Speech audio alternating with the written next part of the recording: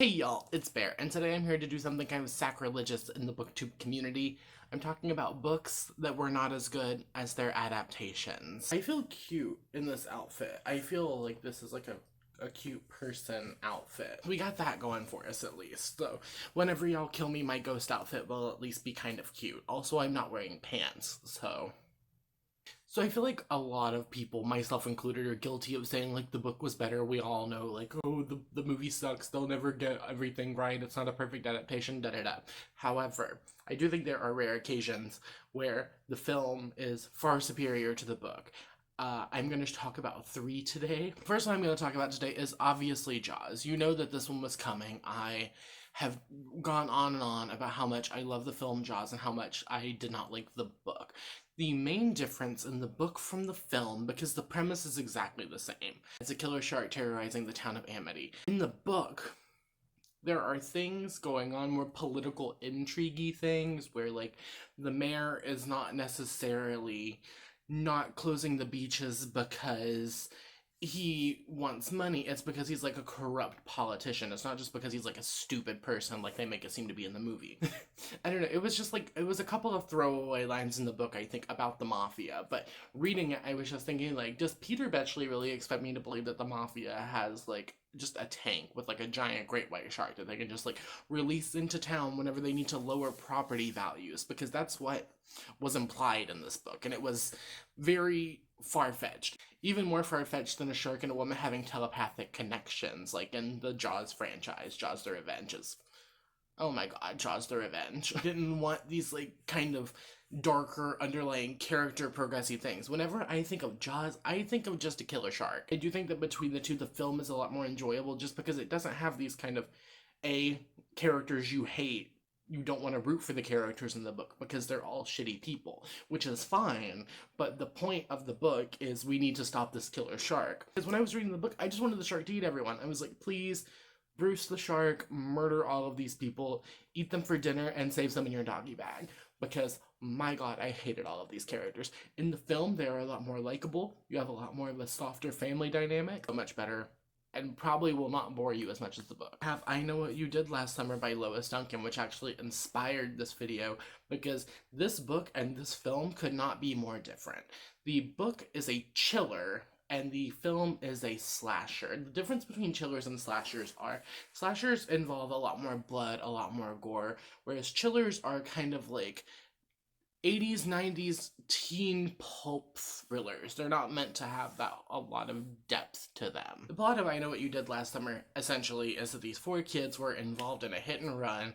They ran over someone in the road after a party one night while they were kind of drunk driving, and they didn't go back for help. They called for help, but they didn't go back to the scene of the crime. Now, a year later, they are all like semi-successful college-age kids, and someone is hunting them down one by one, trying to get revenge. In the book, they run over a kid. They hit a kid on a bicycle who is on his way home from a sleepover or something. In the film, they hit an adult man who's a fisherman that they then like dunk into the water. Like they dispose of the body purposefully. In the film, the villain kills people with a fish hook, right? Everyone knows that iconic scene where Sarah Michelle Gellar is like standing on stage while her boyfriend is getting slashed up there, and she's like yelling like, help him, oh no, look behind you. In the book, none of that's present. In the book, the killer, because no one actually dies out of our core friend group in the book, uses various weapons. He uses a gun, he tries to choke people. It's a lot different. And I think the main reason that the movie works so much better follows a more interesting formula.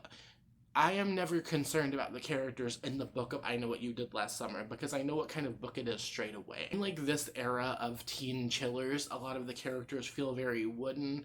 There's not a whole lot of character development, and you don't get to see a lot of emotion from them, and when you do, it's kind of stiff.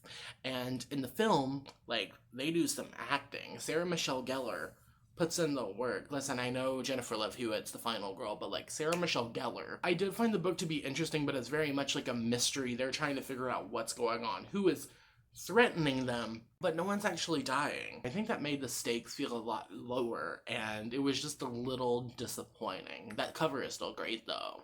And then finally, this is not up for debate. We are going to talk about Carrie by Stephen King. I've said on this channel that I do not like Stephen King. I do not plan on reading any more Stephen King. And Carrie is kind of like universally agreed to be one of his worst books. I believe it was his first debut novel, but it's my favorite. I saw so much queer subtext in Carrie, and it's just so good. The premise of Carrie is a girl is being bullied in high school. She is starting puberty. She gets her first period and starts to develop telekinetic powers. She also has to deal with a very overly religious mother who is very abusive. People just bullying her and being shitty teenagers. Like, the characters in Carrie are just all shitty, and that goes for the book and the movie. However, I am not going to talk about the movie today. I'm not going to talk about any of the Carrie movies. I am going to talk about the Carrie musical, which is universally agreed in theater to be one of the biggest flops of all time. Whenever people find out that I love the Carrie musical, they laugh in my face. So I think the reason that I find Carrie the musical to be a lot more dynamic and interesting than any of the other versions of Carrie, book and film, is because of the music. I think that there is something so deep about watching a performer just sing out all of their feelings, and I feel like Carrie is a very emotional story. There's a lot more, I feel like, subtextual explaining that you can do in songwriting than you can do in a film. For example, in The World According to Chris, which is a song sung by Chris, who's like the bully who comes up with a play to dump pig's blood on Carrie's head. You know who Chris is if you're watching this. Just her big, like, da-da-da number where it's like, I am the bitchy girl, and I am doing bitchy things, and I want to make Carrie White pay. It's implied that the reason that she's like this is because her father is abusive and hits her. Chris Hargison is a shitty character, but I also believe that she is a product of her environment, and stuff like this, little subtle things like this, are things that the musical brings out that none of the other adaptations do. That's why I think that it's superior. Please watch Carrie the Musical, please listen to the soundtrack. That's all I have for you today. If you enjoyed this video, you can like and subscribe and share as you see fit, hit the bell, do all of that good stuff, and while you're down there, answer the comment question of the day, which is gonna be, what movie or adaptation do you think was better than its actual book? And if you don't have time, you don't have the spoons, you don't have an answer, or you don't want to answer, you can let me know you made it all the way until the end of the video by leaving me a yellow heart or a smiley face emoticon. All of my social media links, as well as places you can support me further, will be downstairs in the link tree, so make sure you go check that out. Alright, I hope you have a wonderful, whatever it is, wherever you are. I will see you next time with another video. Thank you for watching. Okay.